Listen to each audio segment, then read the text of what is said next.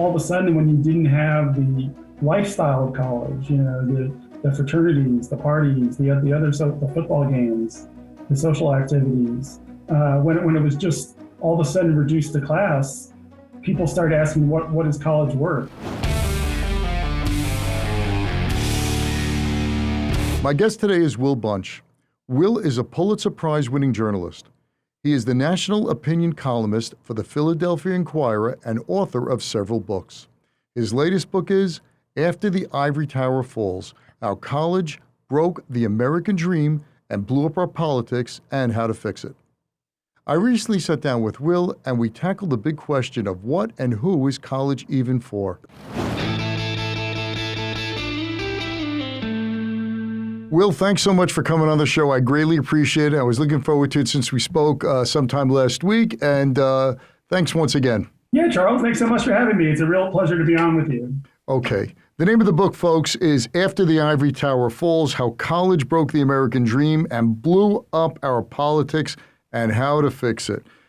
So, Will, you asked the hard questions, and I want to dive right into this because I have 5 of my kids, and they all went to college, and my last one just graduated, and I was listening in.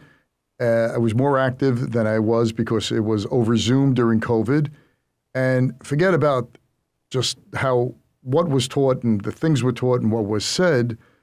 I didn't want to really agree with my son that he didn't need college, and after hearing a lot of what I was hearing and just going through the process, I was really bamboozled. There's a huge debate going on in this country that we haven't had for a long time, and that debate is what is college really for?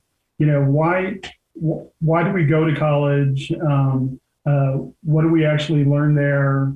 How important is it to get a job? How important is it to judge your status in society? Because that's a big factor. I especially found with the political piece. I found that some people feel they're looked down upon because they don't have a college diploma, or that they will be looked down on if they don't go ahead and get that diploma, whether they want to sit in a class for 4 years or not. And I grew up. I don't know when you grew up, Charles, but I grew up in the 60s and 70s, and college was the American dream, and that was pretty much unquestioned. That if you wanted to have a better life, you had to go to college, and that was drilled into people. And when the cost of college started rising exorbitantly, and when tuition started going off the charts, and when people started having to take out these gigantic loans in order to pay for it, people still didn't question it because it was the dream, and because now employers were really demanding that diploma to get a job.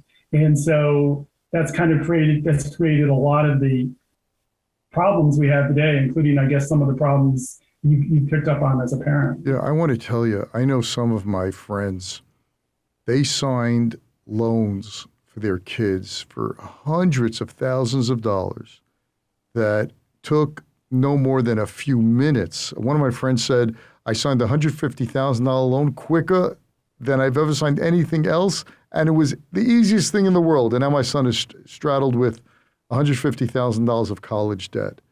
And he happens to be a doctor. The kid was going to be a doctor, and he's a doctor now. And I don't know, he worked out something with his employer where they're going to pay part of it.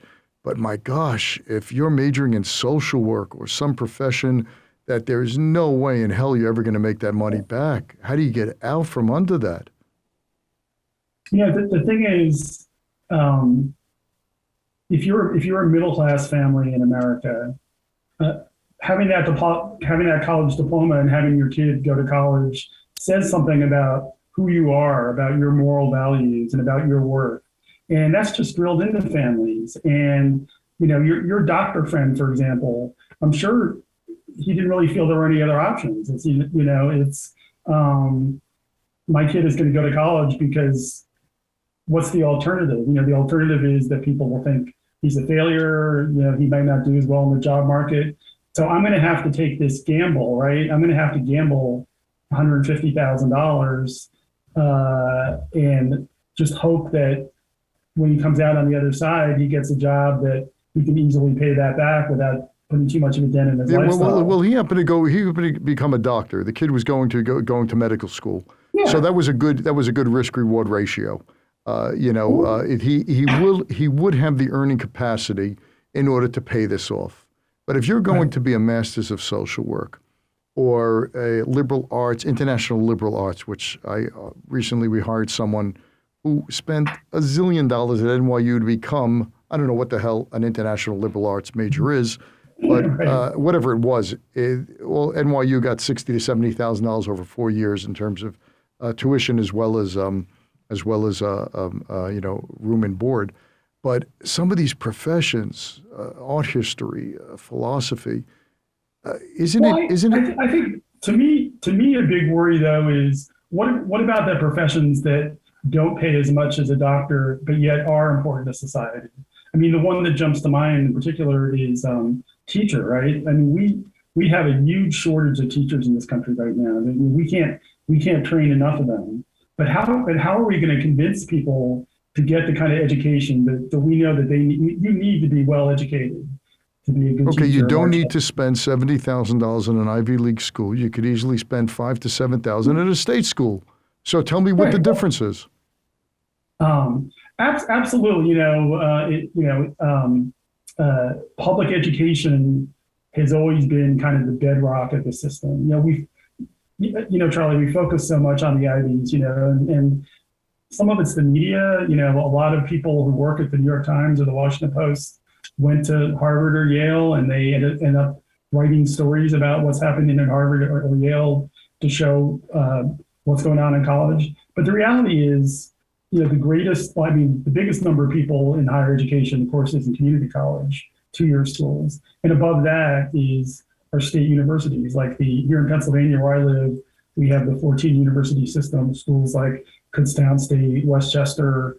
And yeah, absolutely. If you want to be a teacher, I would highly recommend going to those schools. I think we need to invest more in these schools so that they do a better job. I would beg to differ. I don't think we need to invest anything more with these schools because I think these schools have gotten to the point, and it's bad to speak in a broad stroke, so let's be more specific. Liberal arts schools in the middle of Oshkosh that do not have the brand appeal. Let's be real, brand is important. If you give a resume that says you went to Harvard or you give one that went to Westchester, it's going to be looked at differently. That's just the way life is. All right, so you're paying for the brand. All right, I'll grant you that. But the amount of money, the increase over the past 20 or so years has not been inflation increases. It has been going up leaps and bounds where the only way to go to college was to take loans, get scholarships, and go through courses that may or may not be important for your profession, but at the end, to hold up that BA or BS and be saddled with enormous amounts of debt. In what world did that make sense? It's a complicated system. We absolutely do have these small liberal arts schools out in Wisconsin, that offer liberal majors. I would say though that's a very small percentage of the system. The biggest percentage of the system is state universities or even our flagship colleges. Penn State, Rutgers, University of Massachusetts, University of Vermont. Schools that your listeners are well familiar with. Absolutely, those schools have become very expensive. If you live in state, it might even when Pell Grants or scholarships or whatever deducted, you still might have a cost of attending a year of college, $15,000, $20,000 per year for a public university in your state where you live. What's happened though is, we talk about investment. I think investment matters on some level. State legislatures over the last 40 years, and particularly the last 14 years since the Great Recession of 2008, have dramatically cut taxpayer spending on these schools, and they expect the difference to be made up with tuition. And as the biggest tuition a school like the University of Vermont gets is not from somebody who lives in Vermont, but somebody from New York or somebody from New Jersey who wants to go to like kind of a cool party school in a hip city, right? And so, they convinced their family to pay the full out-of-state tuition, which at a school like that could be $50,000 a year. And part of the problem is these schools started giving really preference to these out-of-state rich kids who aren't even really there to study necessarily. Some of them aren't, and some of them are there for the status, the prestige, to have a good time. And something else that I'm sure you're familiar with is a number of these schools really went nuts starting in the 2000s in terms of trying to attract international students, especially from China. You have this huge pool of students from China in particular who are willing to pay full freight to send their kids to the United States. Some of them do very well in our universities. Some of them aren't quite ready. They don't have the full English schools or not. Yeah, but one of the reasons I wrote this book is I said some of these things that are happening to make the system work, like those things are crazy. So how do we look at this in a new way? How do we maybe start from scratch on some level and start all over again? Okay. Rethink what college is, who it's for, what we're going to do with the people who maybe shouldn't go to a four-year college, what's going to happen to them. Okay. These are the issues I try and explore in my book. Okay. So what I saw, and this is not only me, this is many parents, saw in 2020 during COVID, what a sham, and I'm using that word strongly, what a sham a lot of college education was, what was being charged to parents, and what the students were getting. Many colleges did not want to even discount for their Zoom classes. They wanted full payment, though the kids were not getting the so-called college experience, which means basically, drinking, partying, and doing all that kind of crap. And parents were sitting around like I was, listening to one of my son's business classes and just laughing that the professor, had no idea of what made the real business world work. And I just thought, my gosh, the emperor's wearing no clothes. And it's not only me. I'm just going to read you a stat here. And this is before COVID. In 2019, 51% of American adults considered a college degree to be very important. That's down from 70% in 2013, according to Gallup polls. Positive views of college among those 18 to 29 fell to 41%. So Americans now are not viewing college as very important, and this was prior to COVID. And positive views of college now for the marketplace, which is 18 to 29, fell to 41%. Why did that happen? It's really shocking. You go back a few years, and when all these other institutions like Congress or the media, had these low approval ratings with the public, 20-25%. College always retained this high approval rating, and that kind of gets back to what I was saying earlier about college for such a long time was the American dream, and just the badge of a college diploma and as a parent sending your kid to a good college meant so much to families that people were willing to pay any price and also maybe not question the system. And I think you're right. I think COVID was like ripping a Band-Aid off a big scar, right, where it exposed a lot. These, like you said, these schools for the most part didn't offer discounts, but yet when all of a sudden when you didn't have the lifestyle of college, the fraternities, the parties, the football games, the social activities, when it was just all of a sudden reduced to class, people started asking what is college worth? And to me, that just shows that maybe we were putting too much emphasis on those social things. Or we were being sold a bill of goods by an educational system which told naive parents that for their kids to get anywhere, they need a college degree. One thing that really took root around the 80s and 90s, and it's just gotten more extreme over the last 20 years, is the prestige marketing of colleges, right? Where colleges are marketing themselves to kids and to some extent to their parents, not on the professors, not on the particular academic programs. That's sometimes the last thing that comes up, but instead there's this race to put in rock climbing walls. So many universities have these lazy rivers where kids can, float on a raft and float around campus. So many campuses have food courts with, gourmet food options for these kids. The flat screen TVs. And, a lot of people talk about college becoming kind of this implicit bargain, right? Where, for a lot of kids looking ahead to their careers, the big thing is what happens when they're a high school senior at age 18 is where do they get in? Because if they get in to a big name school like a Harvard or like Dartmouth or somewhere like that, then they know that they just have to graduate and get that name on the diploma, and they're pretty much set for life in the job market. And a lot of these schools, for one reason or another, don't demand a lot on students. They don't offer coursework that's so difficult that students are going to be flunking out for academic reasons. Now, kids drop out for financial reasons all the time because of the cost, but not that many kids are going to be flunked out for academic reasons. Okay, let me hold you 1 sec. I want to give you another stat, all right? And I want you to respond to this one as well.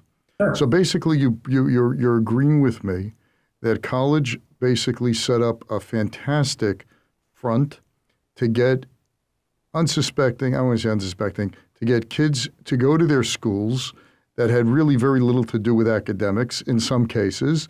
But as long as they put asses in the seats at $30,000, $40,000, it was a happy day for everybody, right? The kid was getting a degree. Mom and pop could say, my kid graduated university of blah, blah. And the college got paid X amount of tens of thousands of dollars, even though they might have an endowment, to give this kid a degree. And in your words, they might not even earned it. Yeah, I mean, the system is definitely off track. Okay. And the question, though, is what do we want to replace it? Hang on with replacing it. Let's keep building the case. Let's keep building the case, Will, because I guarantee a lot of my listeners are saying, you're washed up, Charles. College is the American dream. It's the ticket to prosperity. Well, I'll show you a lot of people having a lot of problems because of this ticket. I don't know, Charles. I think any parent who is trying to save money for their kid or is trying now to pay off some of these loans is asking questions. Finally, yeah. Let me read you this stat. Let me read you this stat. Absolutely.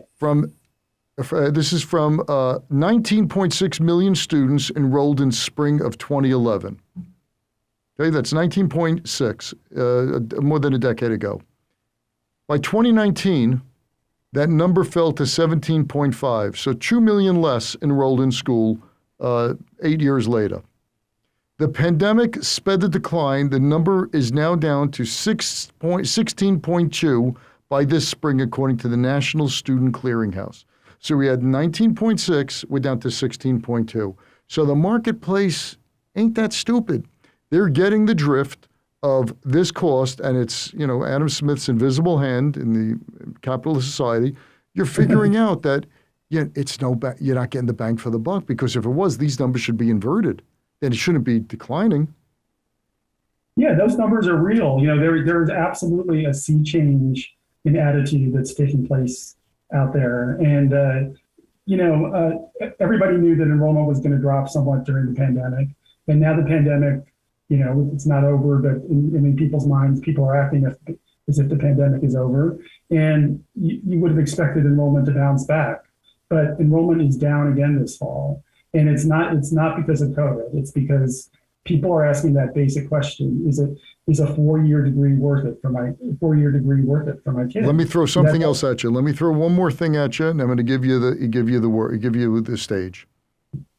Meanwhile, while all this is happening, companies, including Alphabet Inc.'s Google and Coursera, as well as coding boot camps, have eroded college's near monopoly on post-secondary education, offering inexpensive online courses that are closely aligned with the labor market. Comment. Yeah, there's something about the necessity for a college degree that changed a lot over the last 40 or 50 years. And people I think are finally just starting to understand it. There's a highfalutin word called credentialism, which is, the importance that's placed on the paper degree, the college diploma as your credential to get through life. And when you think about it, I mean, the jobs in our job market are so different and so varied. Why would you necessarily need the same amount of time, 4 years, to learn each particular job? The people who've looked at this credentialism look at these jobs, like, for example, funeral home director is an example. Why would you need a college degree necessarily to be a funeral director? I'll give you another one, which I think you'll appreciate. Newspaper reporter. You probably know this, but 50 or 60 years ago, maybe, 40, 50% of people working in journalism as reporters didn't have a college degree. They'd been copy boys and they worked their way up and they learned the trade, through doing. But nowadays, there's no way you would get your foot in the door of a newsroom without a college degree. And so, given the cost of college, given the fact that people in their 20s have these debts now of, $50, $75, $100,000, they're not buying homes. They're not even getting married in some cases because they feel like they can't do that with this debt burden around their necks. So it makes sense that for people like Google or Alphabet and like Apple, IBM is another big leader in this field, where let's go through all of our job openings. Some of them need a 4-year college degree, like a mechanical engineer or something like that. But some of these other jobs don't.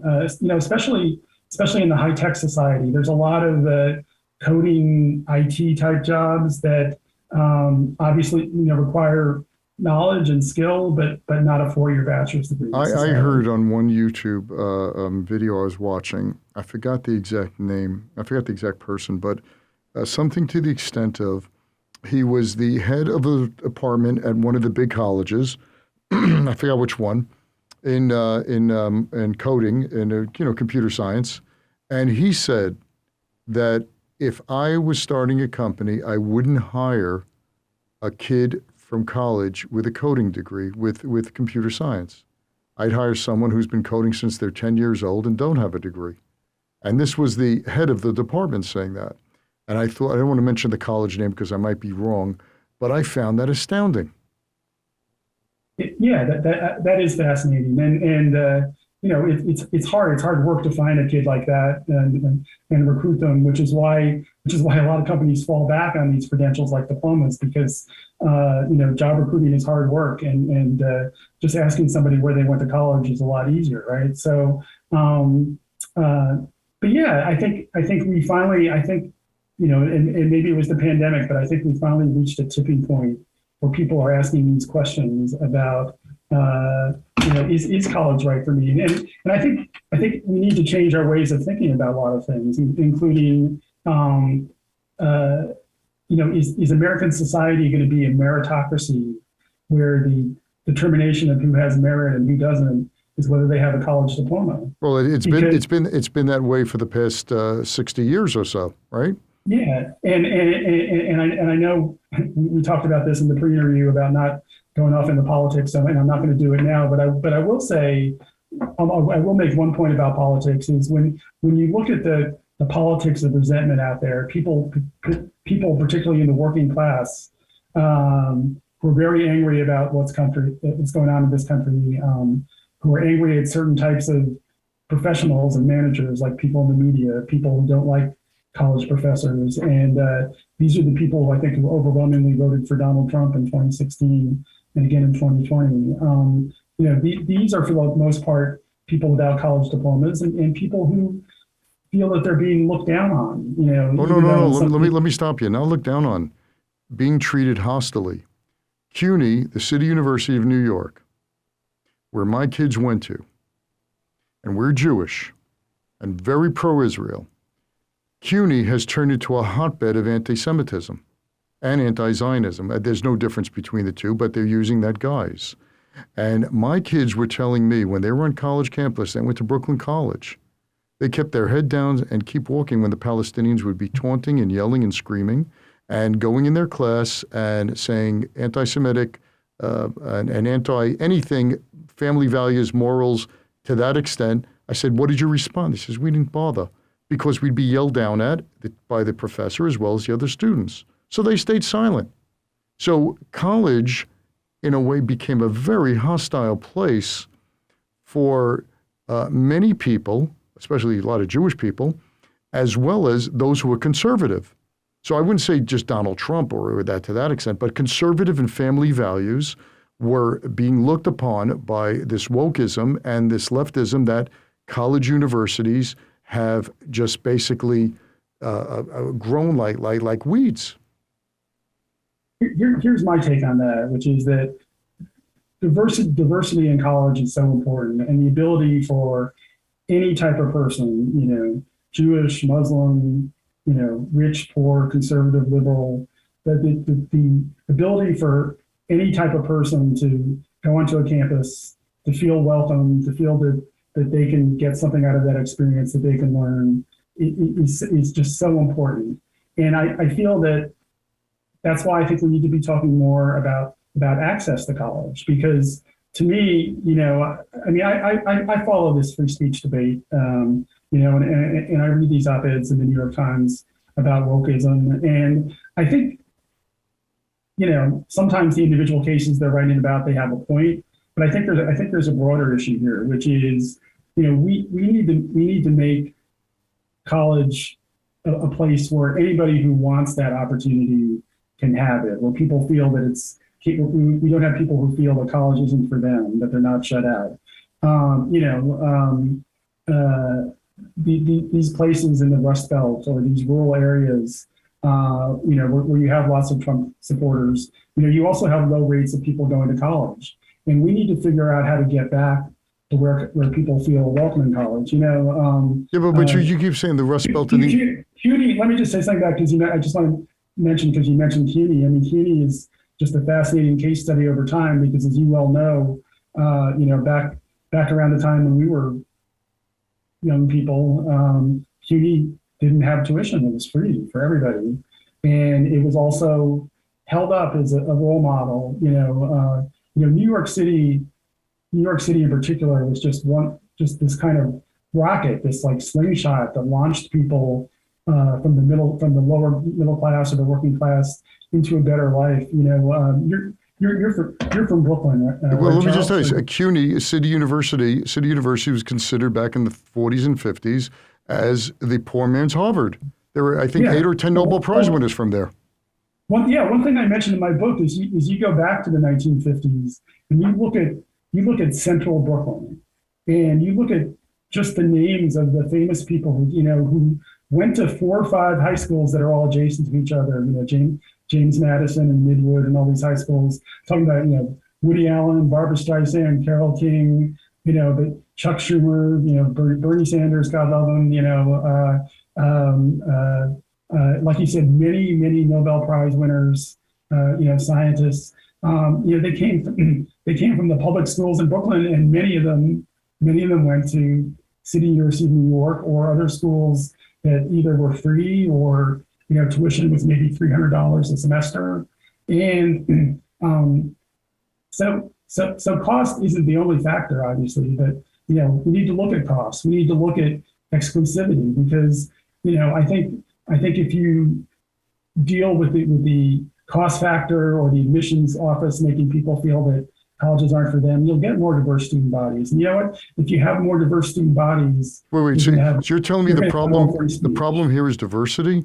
That there's not enough. Which group is not diversified enough in the college system? I'm talking about all diversity. So I'm talking about kids. I'm talking about kids from Harlem, but I'm also talking about kids from Montana. Okay, so Will, let me ask you a question. In conservative Brooklyn, where most of the Jewish people who go to CUNY colleges in the 5 boroughs are in a situation here where they're more conservative than, let's say, well, let's just say that. I don't know. Why are they being shouted down? Why, when conservative speakers come to colleges, they need police escorts? Why, when Ben Shapiro goes to a college and just wants to speak, it's not free speech for them? Why is it overly liberal leftist doctrines that are preached, where at the same time, with this cry of free speech, at the same time, conservative values are not shunned upon, but treated aggressively? Why is that? There's no doubt our colleges have become a battleground, and I think we don't dig deep enough to see, the roots of how college stopped being the American dream for all people.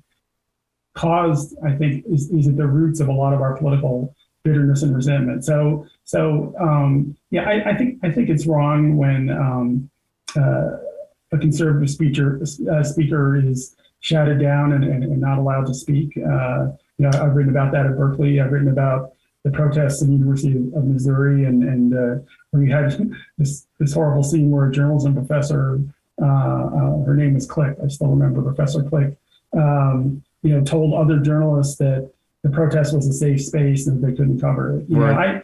I'm a big believer in the First Amendment, which is freedom of the press, but it's also free speech. I'm very concerned, and I'm sure to the extent that you followed this, I'm sure you're concerned too about the other side of the coin, which is these governments in some of these red states like Florida, kind of going back to kind of a McCarthy style restrictions on what people can say on campus. But you think that's the main problem at this point? The states like Florida, and not for the past 20 to 30 years, the leftist doctrine that's being preached and the anything of family values, conservative values, certain minorities, genders, that's not the issue? I think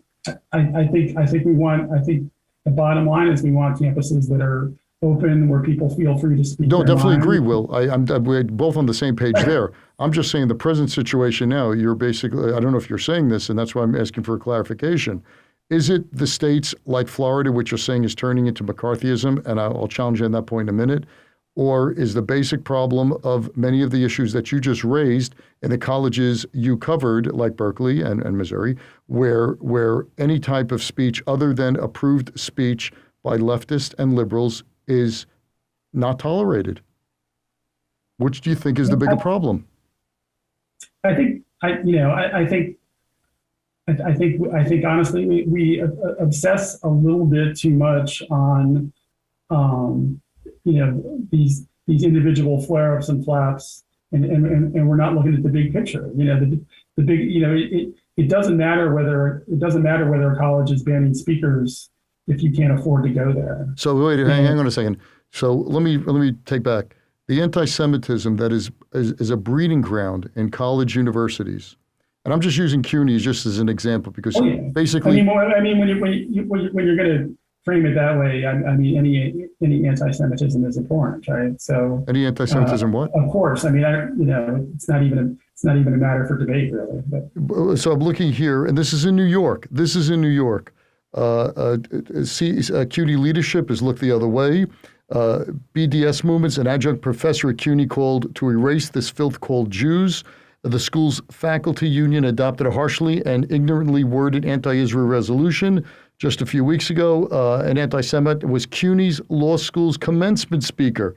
Anti-Semitism in all forms must be identified, called out, and crushed. It's time to clean house at CUNY. And this is in CUNY. This is in a Jewish New York, where a large Jewish population, where college kids throughout this country in certain universities say, I do not feel comfortable being a Jew in these places. So it's because certain people can't afford to go to college? Is that the issue? That's one issue. Another thing that I talk about a lot in the book is, and again, this is getting back to the fundamental question of what is college for? But, is college strictly just to get a job and prepare for a career? Or is it to learn civic values? Is it to learn moral values, which is, I think, ties into what you're asking about the moral values that students hold. And honestly, this is something that probably starts before college, because as you know, when we stopped teaching civics and other things in our middle schools and high schools, to focus strictly on people passing tests, and we need to get back to civics education. But, in my book, and what I'm trying to do to this book is I'm trying to look at the long sweep of the history of college since World War II, to look at where we were and how we got here. And That's why I'm taking this step back here for a second from the present. I want to step back to right after World War II, because World War II was when you had the rise of fascism around the world. It's when you had and when many felt threatened by communism in other countries. We just had a world war, and people were worried about the nuclear bomb and what that was going to do. And a lot of educators felt that giving people more access to higher education was a way to make the world a better place. And students bought into this. There have been surveys of college freshmen over the years, like UCLA does this great survey every year of why people go to college. If you go back to, say, the 1960s, for example, people said the main reason they were going to college was to become a better person. And 20 years later, by the late 80s, 70 to 80% of these kids were saying the reason they were going to college was to learn how to get a job, to get a career skill. And one of the questions I asked, in my book after the Ivory Tower falls is, did we make a mistake in getting away from those ideas after World War II? These ideas that education can be to make a person a better person, and this is an issue that's been debated on the left, but also on the right. You might be familiar with the book that Alan Bloom wrote in the 1980s. About the problems on campus, and he was complaining about the lack of moral education. Now, he was coming at it from a conservative point of view, and if we had more open campuses, we would be having a good, healthy debate about what is moral and what's right. But it should be a debate. It shouldn't be people being shouted down, which I think gets to your point, and it certainly shouldn't be people being shouted down because of who they are, or because of their identity, because of their religion or ethnicity or anything like that. I do think radical change. The word radical means going back to the roots. I'm arguing let's go back to the roots of why we even go to college. If you go back to World War II, only 5% of the country had a college diploma. Most a 4-year bachelor's degree.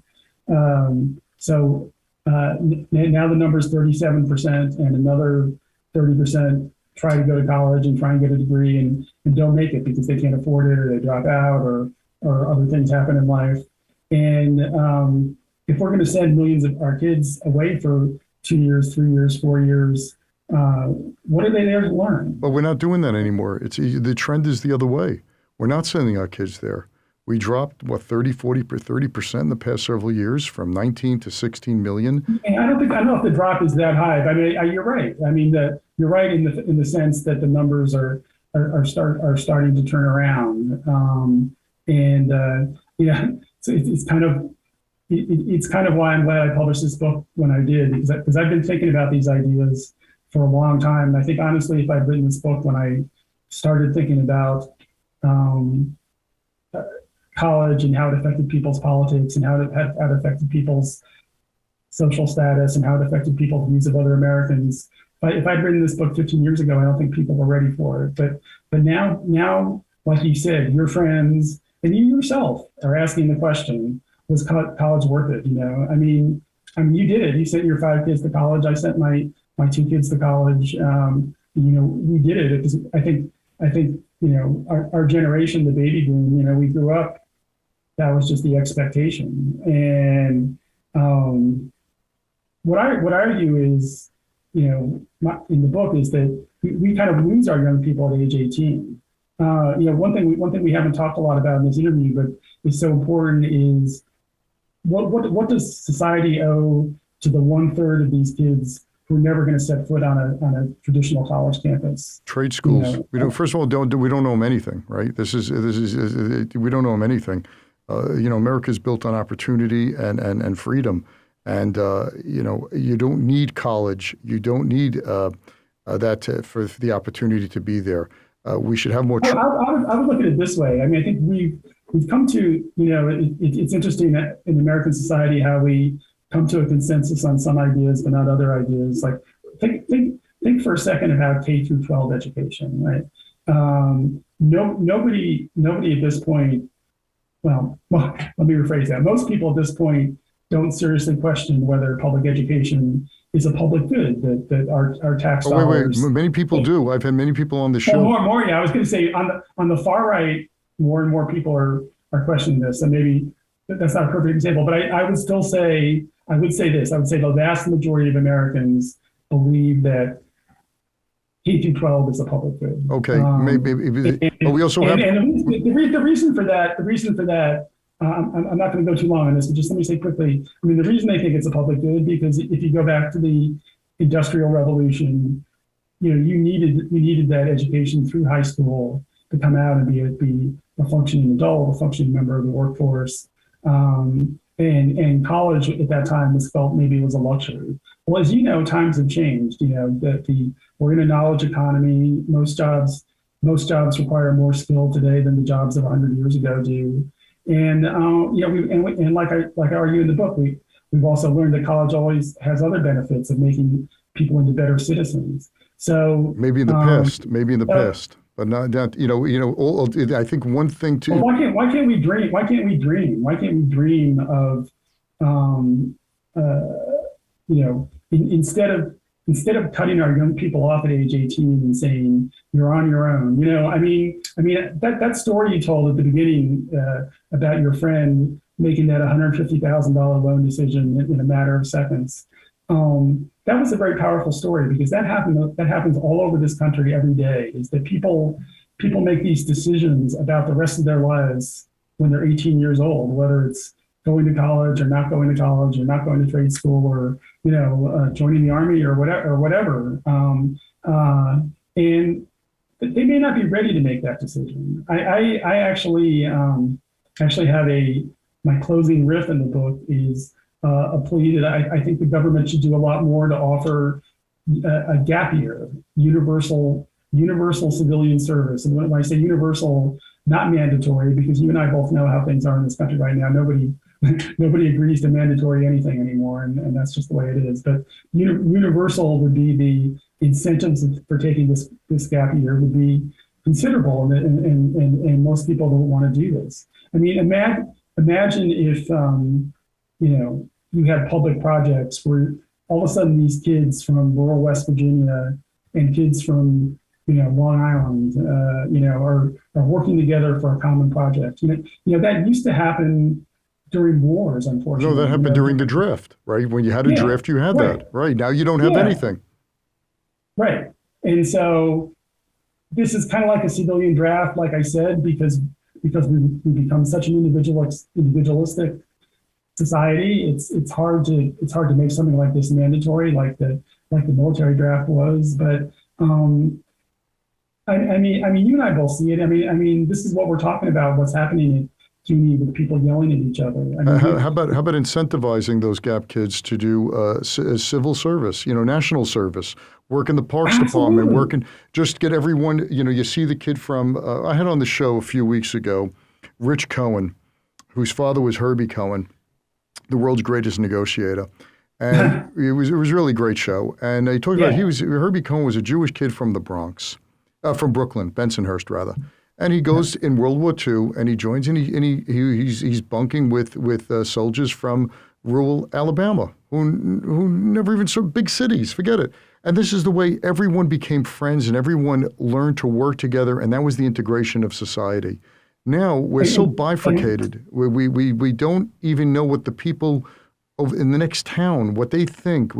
You work with someone, building a park. In forestry, in working with disabled children, what's wrong with national service?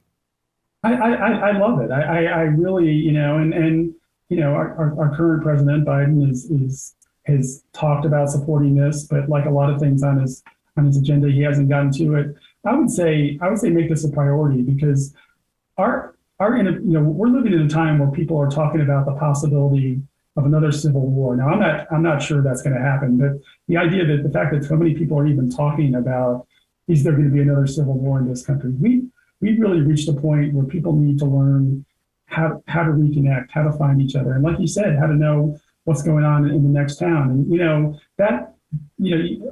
I just love that whole idea of how, like you said, in World War II, the guy from, my father-in-law, who's from South Philly, Italian American,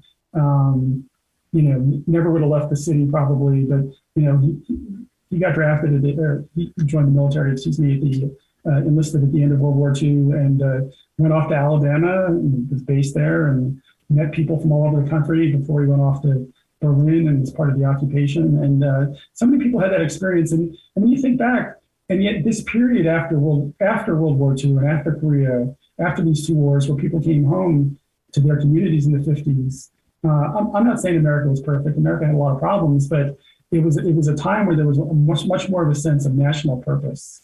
That we were all on the same team and moving in the same direction. No, I agree with you. We could all have differences of opinions, but we should not have differences of principles.